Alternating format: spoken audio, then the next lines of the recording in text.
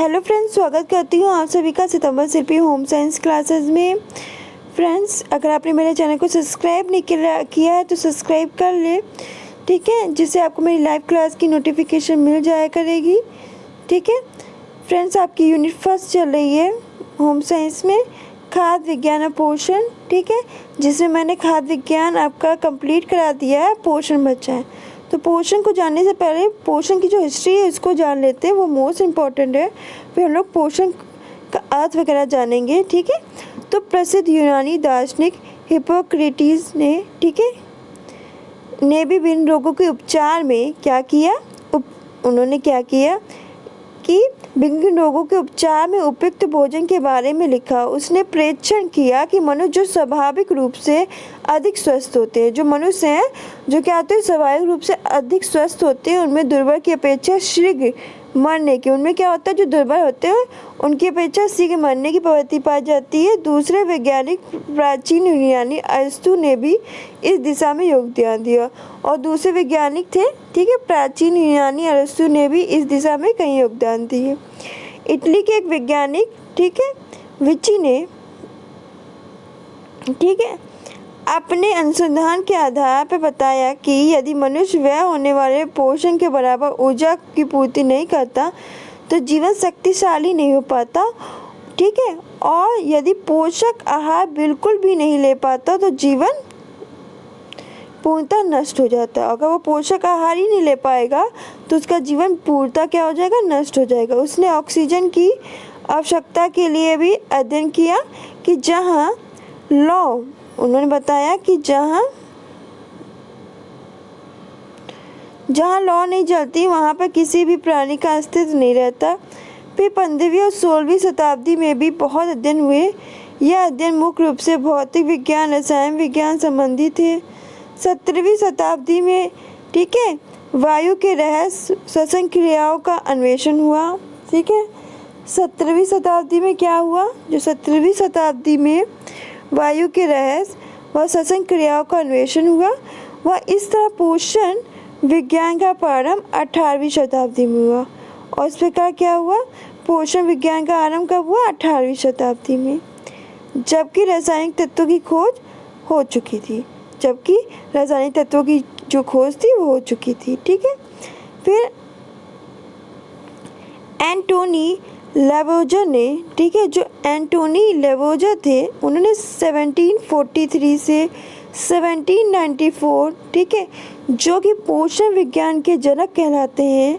तो एंटोनी लेवोजर, ठीक है, 1743 से लेकर 1794 जो कि पोषण विज्ञान के जनक कहलाते हैं, ये फ्रेंच वैज्ञानिक थे। इन्होंने रसायन विज्ञान पोषण के क्षेत्र में उत्कृष्ट कार्य किए। उन्होंने अपने प्रयोगों द्वारा यह सिद्ध किया कि रासायनिक यौगिक शरीर में ऑक्सीकृत होते हैं, जो, ठीक है, तो रासायनिक यौगिक शरीर में ऑक्सीकृत होते हैं व इस क्रिया के उपरांत कार्बन डाइऑक्साइड जल ऊर्जा का उत्पादन होता है। उन्होंने श्वसन क्रिया को समझाया, ठीक है, और कैलोरीमीटर का आविष्कार किया। फिर 19वीं शताब्दी में अमेरिका व यूरोप के वैज्ञानिकों ने ऊर्जा चयापचय पर अध्ययन किए, प्रोटीन अमीनो एसिड के गुणों की खोज की, खनिज रबर के महत्व को जाना व भोजन का विश्लेषण किया। ठीक है, विटामिन की खोज 20वीं शताब्दी के प्रारंभ में हुई थी। याद रखिएगा, विटामिन की खोज कब हुई थी, 20वीं शताब्दी के प्रारंभ में हुई थी। विभिन्न भोज्य तत्वों की आवश्यकता व स्वास्थ्य व रोगों की अवस्थाओं में पोषण का महत्व आदि इसी शताब्दी की देन है। इस तरह पोषण के संपूर्ण इतिहास में उतनी प्रगति कभी नहीं हुई जितनी की शताब्दी में हुई थी। फिर 1955 के बाद, ठीक है, ठीक है, माइक्रोस्कोप, ठीक है, और अल्ट्रा सेंट्रीफ्यूज, ठीक है, तथा माइक्रोकेमिकल तकनीकी के विकास के साथ ही रेडियो एक्टिव आइसोटोप्स व इम्यूनोआसेज के संभव प्रयोग द्वारा पोषक तत्वों की आवश्यकता तथा व्यक्तिगत कोशिकाओं की चयापचय क्रियाओं का अध्ययन संभव है। ठीक है, बहुत से संगठन इस समय कोशिका के जटिल संरचनाओं के व पोषक तत्वों के, बहुत सारे संगठन हैं जो इस समय कोशिका के जटिल संरचनाओं के, ठीक है, और पोषक तत्वों के जटिल व जैविक कार्यों के, जो कि वृद्धि, विकास, कोशिका की स्थिरता को बनाए रखते हैं, में अध्ययनरत है। ठीक है, कोशिका पोषण का अध्ययन उत्तक पोषण के अध्ययन से भी अधिक महत्वपूर्ण है। तो कोशिका पोषण का अध्ययन जो है वो उत्तक पोषण से के अध्ययन से भी अधिक महत्वपूर्ण है। जो कोशिका पोषण का अध्ययन है वो उत्तक पोषण के अध्ययन से भी महत्वपूर्ण है।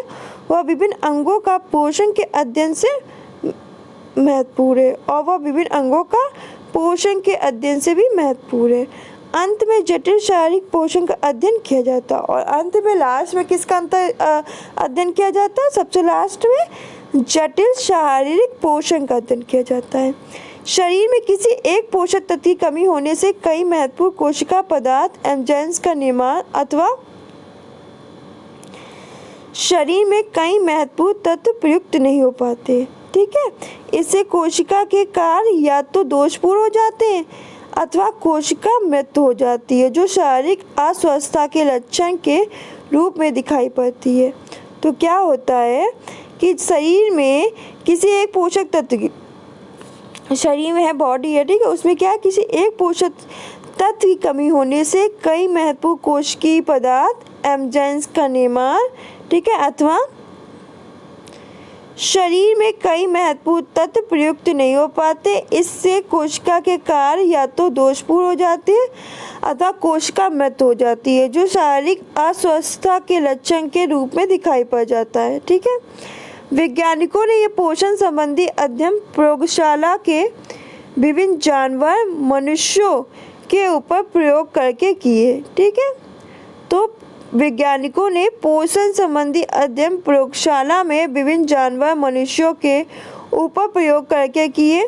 जानवरों में चूहे, सुअर, मुर्गियां, कुत्ते, गाय, भैंस, बंदर, अणु जीव पर भी प्रयोग किए हैं। वैज्ञानिकों ने पोषण संबंधी अध्ययन प्रयोगशाला में विभिन्न जानवरों, मनुष्यों के ऊपर किए। देखिए क्या होता है, जब वैज्ञानिक जब कोई अध्ययन करते हैं तो एक्सपेरिमेंट करके भी तो देखते हैं किसी पे। तो इन्होंने क्या किया, जानवरों पे, चूहों पे, मुर्गियों पे, सुअरों पे, कुत्ते पे, गाय पे, भैंस पे, बंदर पे, अणु जीव पे भी प्रयोग किए।